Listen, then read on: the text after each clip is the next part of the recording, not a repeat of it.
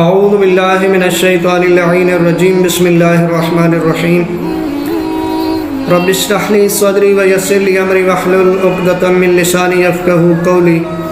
معزز و مکرم مومنین، السلام علیکم یا علی علیہ السلام مدد۔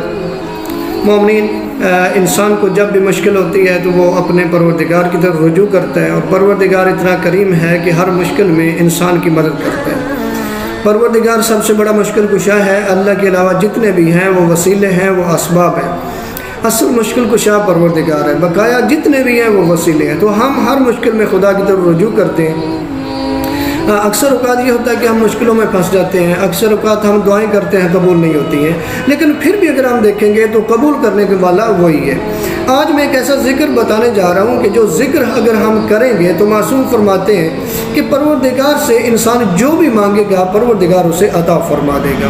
اور یہ میں نہیں کہہ رہا، حضرت امام جعفر صادق علیہ السلام سے منقول ہے کہ جو شخص ہر فریضہ نماز کے بعد اپنی جگہ چھوڑنے سے پہلے تسبیحات اربع کو 40 مرتبہ پڑھ لے تو وہ اللہ سے جو کچھ مانگے گا وہ اسے عطا کر دے گا۔ یعنی تسبیحات اربع کیا ہے؟ سبحان اللہ والحمد للہ ولا الہ الا اللہ واللہ اکبر۔